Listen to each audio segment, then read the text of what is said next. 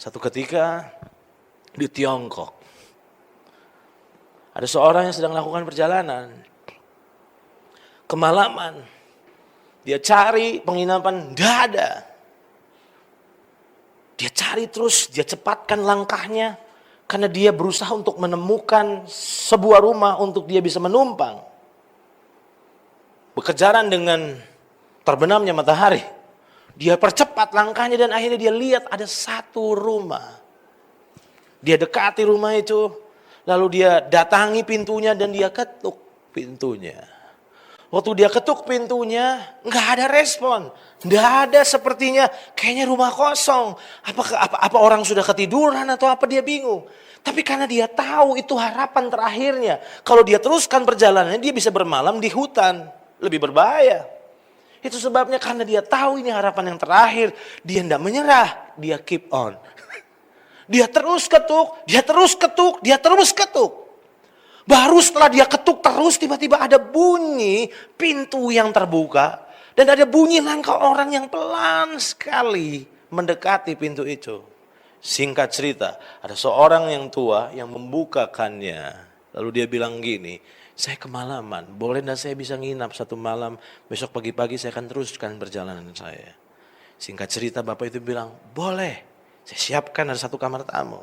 Ketika mereka jalan, tentu sudah tahu di film-film silat, di Tiongkok itu antara pintu gerbang dan rumah itu jaraknya bisa 100 meter.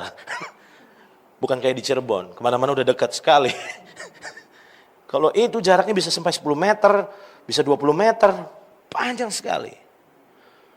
Karena iseng dan penasaran, orang ini waktu dalam perjalanan dari pintu masuk ke rumah itu, akhirnya orang ini iseng dan dia penasaran, dia tanya, Pak, kalau boleh tahu, apa Bapak tidak dengar waktu saya ketuk pertama? Jawabannya mengejutkan. Bapak bilang, saya dengar. Agak nafsu sedikit. Tapi dia tahan emosi karena kalau marah bisa diusir. Terus bapaknya dia bilang, kalau memang pertama didengar kenapa dibiarin? Kenapa dibiarkan? Jawab bapak tua itu sederhana sekali tapi sungguh membuka mata. Dia bilang gini, habis terlalu sering saya disengi sama orang.